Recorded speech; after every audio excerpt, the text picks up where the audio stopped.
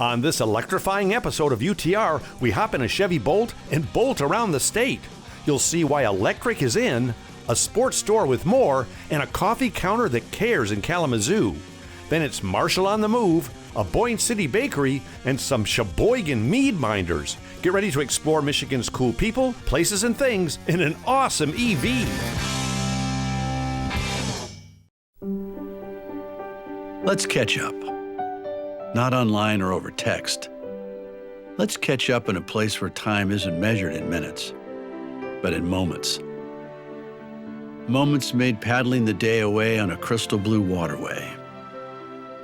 Or just sitting around a campfire beneath a canopy of twinkling stars. It's time to make up for lost time. This summer, let's catch up with Pure Michigan. The Michigan Economic Development Corporation is dedicated to enabling economic prosperity. The MEDC markets Michigan with the focus on growing businesses and building resilient communities in our state. And by Stahl's Automotive Museum, thousands of items in the collection like the 1920 Gaudin Dance Hall Orchestra, 2 stories high, beautiful tone with life-sized golden figures. Every item has a story. Learn more at stahlsauto.com. I've been around the world, but there's one place I keep coming back to. And the more I explore, the more I realize it's the place to be. I'm Tom Dalton, and this is Under the Radar, Michigan.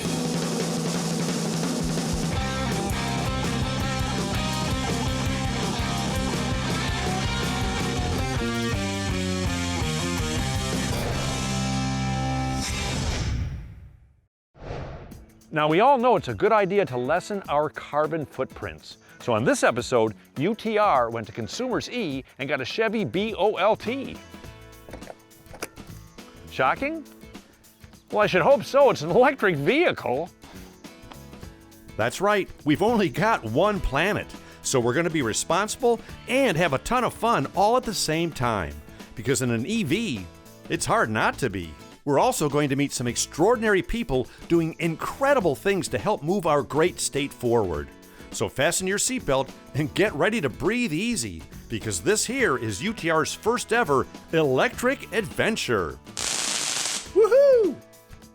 But before we bolt out of here, so to speak, let's get a few inspiring words from Jeff Myram at Consumers Energy about this timely traveling technology. Jeff, I got to say thank you so much for hooking us up with this sweet EV, because I've never, and I apologize, I've never driven an electronic vehicle before, and I've always wondered what the experience is like. So what can I expect? You can expect it's going to be fantastic. Most people are surprised. This is, you look at a Chevy Bolt and you're like, okay, maybe this is a little small, but I'm 6'5", and frankly, when you take out the engine and the transmission, I fit in it perfect. Wait, so you have to take out the engine and the transmission to fit in it? I'll show you how to do that in a moment. Okay. It's really easy, a simple pull lever.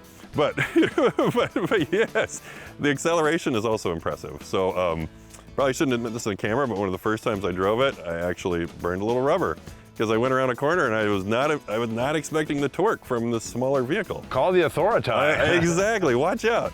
So the power tends to surprise people, the inside space tends to surprise people, and then as you get going down the highway, the quiet. So you're like, you know what? I really hear the road. I can, and if you're out like in a park or something, it's so quiet. You can hear the birds, you can put your windows down. It's really pretty nice. Well, how is Consumers Energy part of this, of moving this whole technology forward? Yeah, great question. So we know that electric vehicle drivers are really concerned about, the cost of fueling or charging with an electric vehicle. And so how we help is we help in a couple ways. One, we have time of use rates, because when this thing is charging is when you're sleeping. So, perfect. Second thing we can do is we can do a rebate on what's called a level 2 charger in your garage. So it's very much like what you have here in the background, but this one is waterproof. This one's built for the outdoors. There's some simpler versions that can connect to the Wi-Fi in your house that are a bit cheaper than this. And we have a $500 rebate to help you with that cost. Awesome. Well, if you've seen our show before, you know that we name everything on our show, and we name it Steve. So, right guys, if we name something, it's going to be Steve. So this is now Steve the EV. It's going to be going with us, and I think it's time for, well, first for you to do the walk around, and then Steve and I, we got to hit the road. Sounds great. This is going to be a great Steve EV experience. Well, with all that being said, now it was time for some EV Tech Talk with Jeff on how to charge my new ride and how all the dashboard electronic innards work. No problem. And after a quick test drive around the neighborhood, I was amped up and ready to enjoy the experience. To be honest, the learning curve on this car is 3, 2, 1, got it. It's just like driving a car. So with my hands firmly on Steve the EV's wheel, I hit the gas. I hit the volts in my Bolt and made a beeline for our first electric adventure. And speaking of first, our first 2 stops were in Kalamazoo.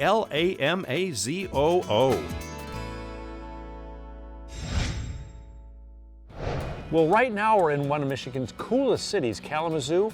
For a guy who's such a good sport, he started a whole movement by getting people to, well, move. I'm talking about Chris Lampin-Kroll of Gazelle Sports, a small chain of locally owned sports stores that will get you moving and a whole lot more. And that's because they believe in more than just a healthy you. They believe in giving back to the communities they serve so that we're all in a better place. So once Chris and I found a place, we started moving. Our mouths, that is. You know better than anybody how important it is to move, right? Hey, keep moving is my slogan. I've been for 50 years, so yeah, absolutely. And for 36 years at the store? 36 years here at Gazelle Sports, right downtown Kalamazoo. How did Gazelle Sports start? Well, Gazelle Sports started with a lot of community love and family love, but we were told we needed a business plan and we needed to go borrow some money from a bank.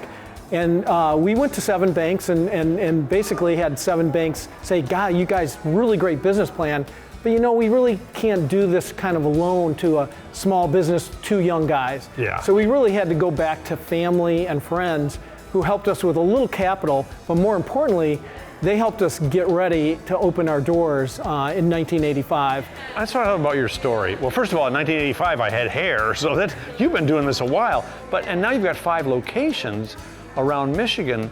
And I think that what I love about your story is it's not just about selling stuff. It's about getting the community together to engage with one another. Absolutely. You know, in the past, we've probably been blind to that we really need to make sure that everybody feels welcome in running. Just like in many businesses and things like that, we know that we're an inclusive oriented group. Runners are inclusive. We include any age, right, in any shape.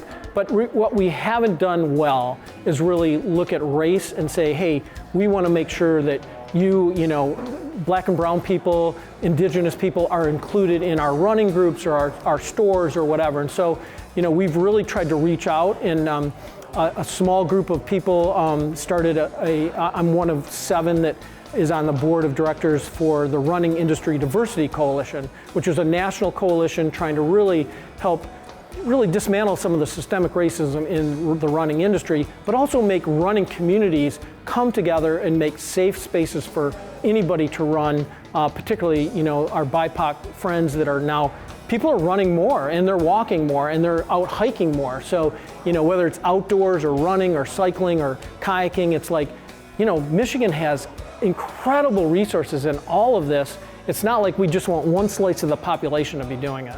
Right. Steve the EV is calling my name, so I got some driving to do, so thank you very much. It's time to hit the road. Let's face it, we all need to move more, care more, and connect more. It makes for a healthier and happier society. So if you're looking for a place that'll help both you and your community get there, check out Gazelle Sports. They'll even help you look good while you're doing it. Bonus. Well, we were having so much fun in Kalamazoo, because after all, it is such a great city to live, work, and play in, that we decided to stick around, bolt across town in Steve the EV for a quick and meaningful pick-me-up. Now, when was the last time you had a cup of coffee that actually meant something? Not that just tasted great, but that actually gave back to the community? Well, grab the cream and the sugar, because you're about to have one heck of a caring cup. Walnut Park is a pleasant place that not only serves up delicious coffee and sweet and savory snacks, They also give people paying their debt to society a chance at a normal life through KPEP, the Kalamazoo Probation Enhancement Program. It's here where people on parole or probation get a chance to better themselves and become productive members of the community. Bill DeBoer is the president and CEO of KPEP, and he knows just how much good this program and popular meeting place can do. I gotta tell you, Bill, it's 2 o'clock in the afternoon, and this place is hopping.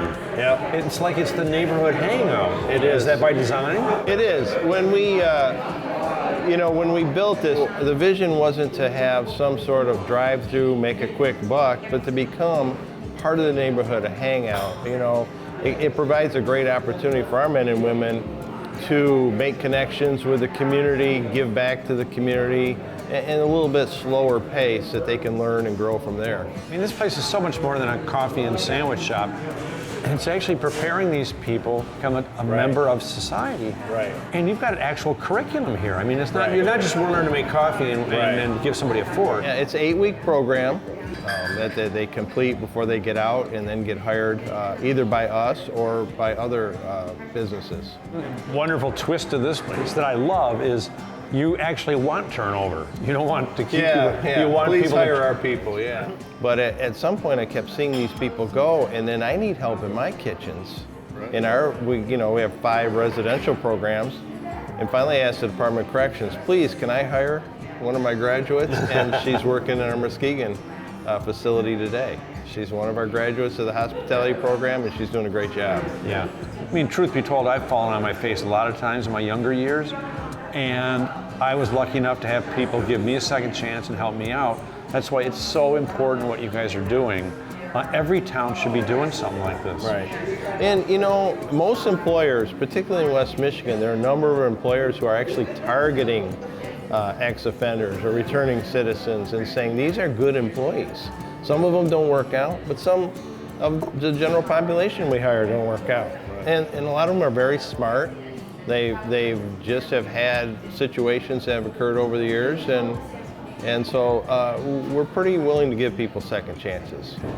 Well, just do me a favor and don't start teaching people how to be a TV show host because it's not healthy, it's not good for you, and it's not that hard to do, so.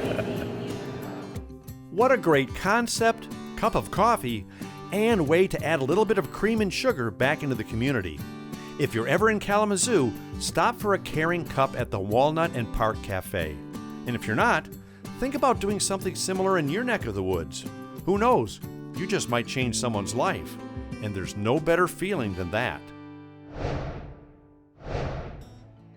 Well, with both our batteries and brains still holding a charge, me and Steve the EV headed back east and checked in on an awesome town we haven't been around in a while.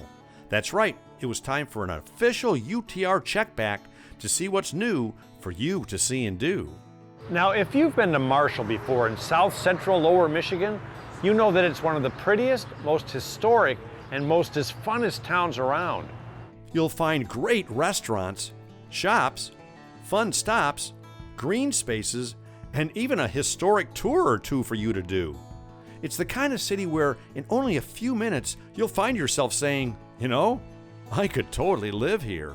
But what's changed and what's new since we last cranked up our cameras here? Well, while Steve the EV spent some time replenishing his batteries at one of Michigan's many convenient charging stations, Amy Crisp from Choose Marshall spent some time with me. Amy, I forgot how much I loved Marshall until we just pulled onto Main Street. I mean, this town is like a classic slice of Americana.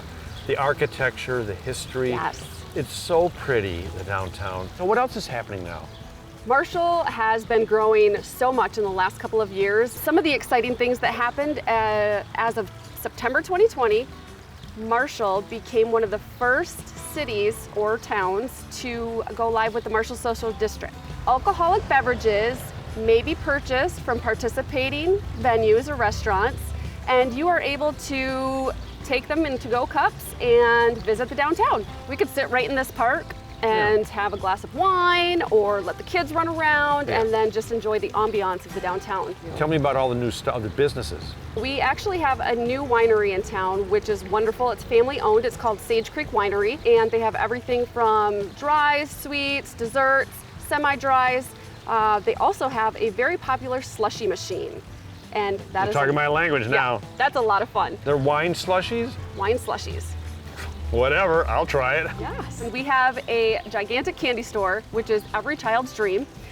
Child, what about me? Yeah, no, they also have the nostalgic candies from when I was little, from when you were little. They have ice cream, lemonade. We have this great new store called Glass Act. And what they do is they are a stained glass art store. Oh, They can do repairs because we have so many historic homes, but they can also do customizations. They have a whole bunch of artwork that they put out, and they're going to be having classes. So I'm going to see about joining one of those.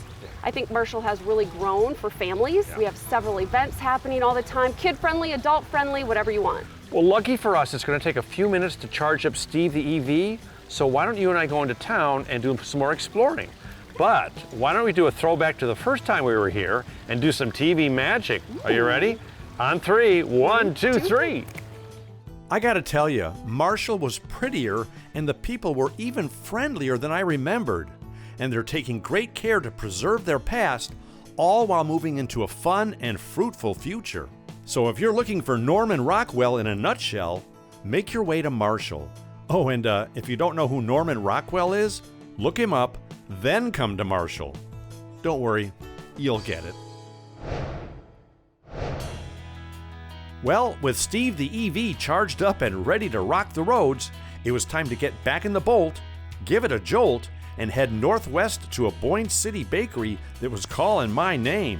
First name yes, last name please. Well, you heard right. We're in beautiful Boyne City on the shores of Lake Charlevoix for a guy who came all the way from France to enhance this little town. And the bakery and boulanger of which I speak is Gilles Barreau of Gilles Lake Street Bakery, a place where cream-filled dreams come true. Why are we here? Well, simple, to find out why he loves what he does and where he lives. And perhaps for a tasty pastry or two, or three. I know we're not here to talk about your coffee, but it's really good. I know, seriously. right? Yeah. You always know a Frenchman is going to get you a good cup of coffee. So you are from France. Yes. And you did like your own tour de France. Yes. Baking bread all across France, correct? Yes, that's correct. Yep. So it was like a trade school. So I did my apprenticeship in my hometown. Because you are you're famous for your crepes. Am I Yes. saying it right? Crepes? Crepe, yep. Crepe, yeah. For people who haven't been to Boyne City, how would you describe this place?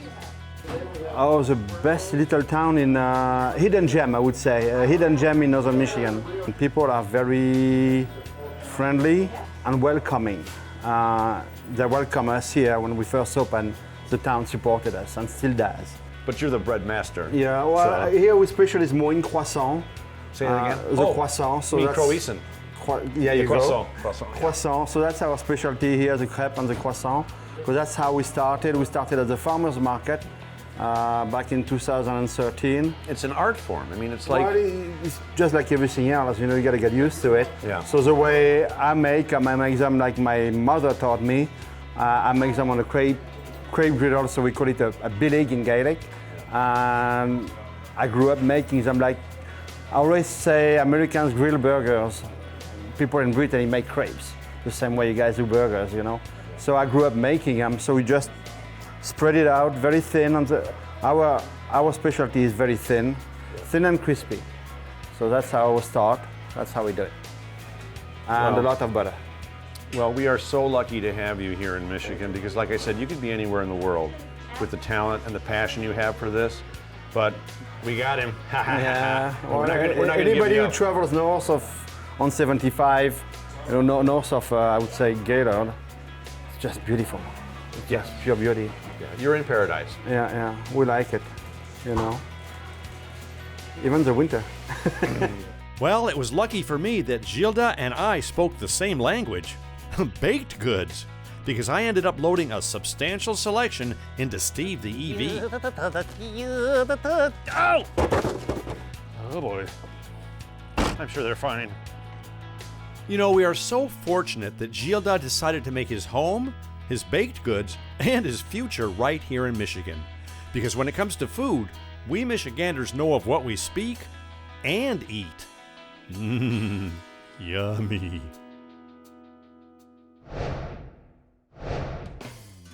Well, after replenishing our batteries with a good night's sleep at Boyne Mountain Lodge, we powered up Steve at yet another convenient charging station, took a quick and quiet drive around beautiful Boyne City, then headed about an hour northeast to a town on the shores of Lake Huron near the tip of Michigan's mitten that was as much fun to say as it is to visit. I'm of course talking about Sheboygan, a city with a charming and vibrant downtown, plenty of marina to boat around, of course a convenient place to charge Steve, and a spirit that's moving this town in the right and in a very bright direction. And speaking of spirits, if you haven't been stung by the mead bee yet, get ready for a high full of happiness, and guess what? It doesn't hurt or nothing. Hive North Mead and Cider Hall is all things honey. It's also about supporting the community and keeping it creative, connected, and continuing to move forward. It's a cool and comfortable place with popular local potables and a definite need for mead. I had a chance to sit down with King and Queen Bees, Sam and Christine King, for a tasty mead and some encouraging words about this cool concept. So, first question is pretty straightforward, but maybe complicated to answer. How do I say this? How did a retired teacher and a retired children's librarian end up owning a really cool, funky, hip meadery downtown Sheboygan? It's actually kind of a straightforward story. We were vacationing in Savannah, Georgia, and we were hot, and we'd gone for a long walk. We ended up at a place called the Savannah Bee Company, and they had a little tasting table, and I was like, this stuff is amazing. This is so good. It turned out it was mead that was made in northern Michigan. A lot of people who have never had mead before have no idea what they're missing, because everybody thinks because it's made with honey, it's going to be super sweet all the time, and it's going to be syrupy, and it's a completely different experience. Yeah, it is. I mean, you can be very dry. They can be dry meads, which sometimes people expect it to be sweet, and they taste a dry mead and think, oh, this is not what I had in mind. Or it can be quite sweet, like some of the meads that we have are sweet. I mean, they're the whole range. You guys do ciders, you guys do root beer, you guys do live music on the weekends, which is very cool. And we do kombucha. Kombucha, okay, which is very healthy, I understand. Yes, yeah. Very healthy. But correct me if I'm wrong, but this place seems like the kind of place where the community comes to connect and share and sort of, get to know each other. It definitely is a place where people like to connect, and in terms of the live music, we want to keep it as unplugged as possible, right, which is almost all the time, so that people can still have conversation. I'm Sheboygan. I mean, you have to love this town, right? You do. You do. You do have to love it. Even if you don't feel like it. I grew up here. That's what this is for. Yeah. Oh, you grew up in Sheboygan? Oh, yeah. You've seen a lot of change. Yeah, I have. And but you do have to love it. Yeah. It's mead 30. Cheers. Another. We had an absolutely awesome time getting to know the Kings. Great people. We also had a ton of fun sampling mouth-watering meads and connecting with this cool, eclectic community. Heck, we even got the chance to see Sam jam on his bona fide bass. Bonus. So next time you're anywhere near Sheboygan, make a honey of a stop at Hive North. Because up here, the sweetest things in life begin with bees. And since EVs rhymes with bees, try on a smaller pair of carbon shoes and take your next adventure in your own Steve the EV. It's better for you, better for me, and for all the generations yet to be. So until next time, drive safe, travel Michigan, and who knows, you might have as much fun as we do. Come on, Steve. Let's see what's around the next bend.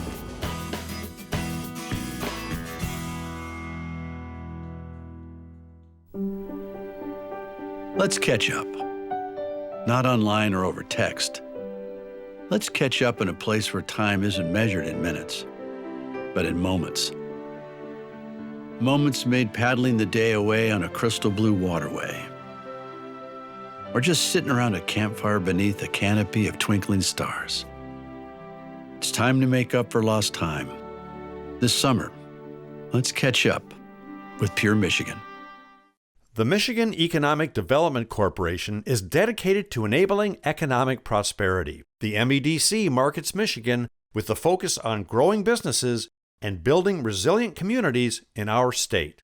And by Stahl's Automotive Museum, thousands of items in the collection like the 1920 Gaudin Dance Hall Orchestra, 2 stories high, beautiful tone with life-sized golden figures. Every item has a story. Learn more at stahlsauto.com.